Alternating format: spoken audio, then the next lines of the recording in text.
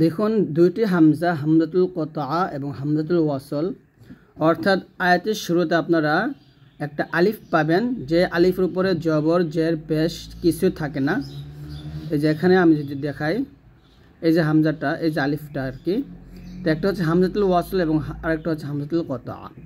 তো আয়াতের শুরুতে এরকম আলিফের উপর জবর জের পেশ কিছু থাকে না, তো আপনারা এখানে জবর দিবেন না জের দিবেন না পেশ দিবেন, কীভাবে পড়বেন এই বিষয়টা আমরা অনেকেই বুঝি না বোঝার কারণে আমরা ভুল করি।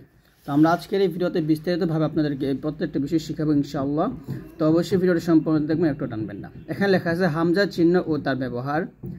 আরবি ভাষার ব্যবহৃত হামজাকে ব্যাকরণবিদরা দুইটি শ্রেণীতে বিভক্ত করেছেন। এক হলো হামজাতুল ওয়াসল এবং অর্থাৎ যে হামজা মিলে পড়ার সময় তেলাওয়াতে আসে না, কেবল নতুন করে তেলাওয়াত শুরু করলে উচ্চারণে আসে।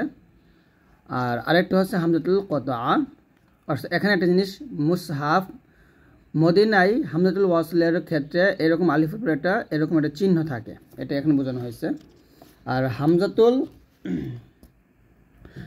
কতআ হচ্ছে যে হামজা সর্বদা তেলাওয়াতে আসে। হামজাতুল কতআ এরকম আলিফের উপরে এরকম হামজা চিহ্ন থাকে। আর আমাদের কোরআন মাজিদে এরকম হামজা চিহ্ন নাও থাকতে পারে, জবর জের পেশ থাকলে সেটাকে আমরা হামজাতুল কতআ হিসেবে ধরে নিই। তো এখানে দেখুন অনেক কিছু লেখা আছে, আপনি একটু পড়ে নেন। তো এখানে দেখুন ইয়্যাকা না'বুদু ওয়া ইয়্যাকা নাস্তাঈন ইহদিনাস সিরাতাল মুস্তাকিম। এই যে এখানে দেখুন হামজা নিচে জের আসছে, এখানে হামজা নিচে জের আসছে, তো এরকম এটাকে বলে হামজাতুল কতআ। আর হামজাতুল ওয়াসলটা হচ্ছে এখানে দেখুন, এখানে ইয়্যা এর হামজাটি কতআ এবং ইহদিনা এর হামজাটা হচ্ছে ওয়াসলের। এখানে এই যে এখানে ইহদিনাস এটা হচ্ছে ওয়াসলের। সুতরাং মিলিয়ে পড়লে আমরা এইখানে জেদ দিয়ে পড়বো নাকি জবর দিয়ে পড়বো নাকি পেশ দিয়ে পড়বো সেটা আমরা বুঝতে পারি না। তো এটা বোঝার জন্য আমাদের কি করতে হবে, তৃতীয় হরফে দেখতে হবে যে আলিফটা হলো প্রথম হরফ, হাটা দ্বিতীয় হরফ আর দালটা হচ্ছে তৃতীয় হরফ।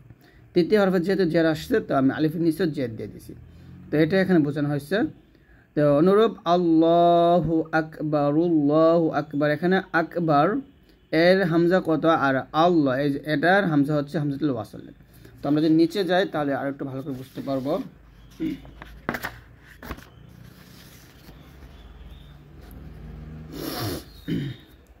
এখানে দেখুন হামজাতুল কতআ এবং হামজাতুল ওয়াসল।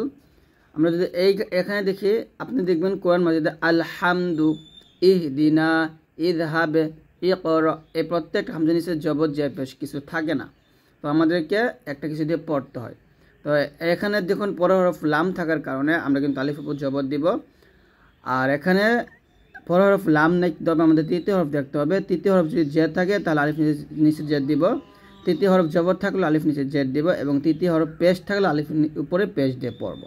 আর হামজাতুল কতআর নিচে সর্বাধিক জবর জের পেশ থাকে, যেমন ইযা জাআ, ইয়াদা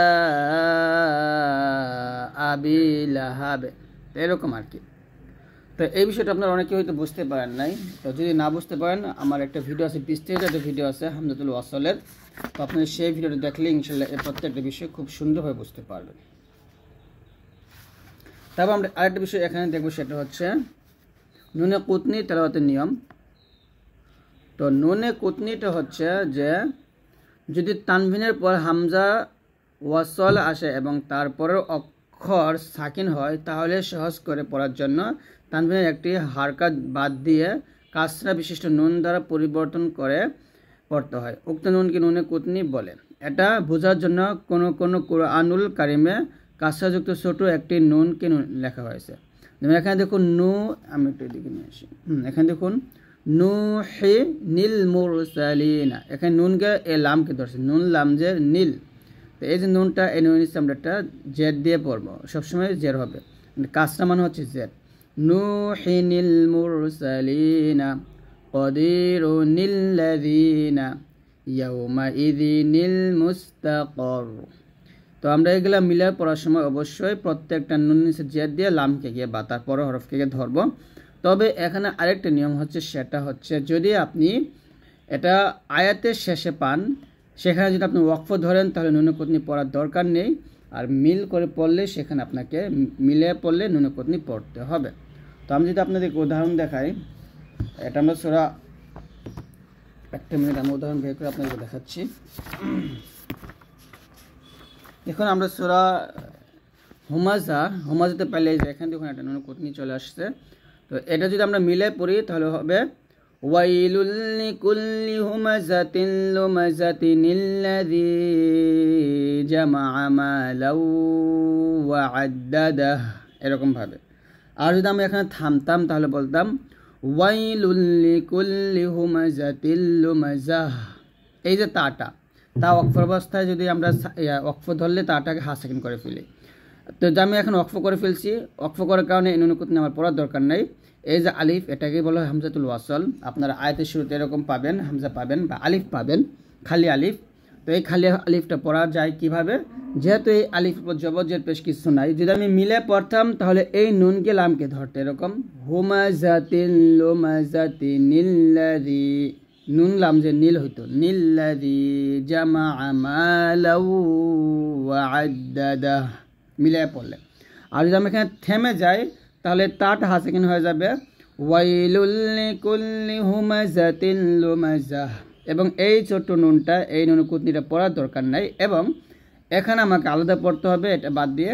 তা আলাদা পড়লে এই আলিফ উপর জবর দিয়ে আমাকে পড়তে হবে আল্লাযী জামাআ মালাও ওয়া আদ্দাদাহ।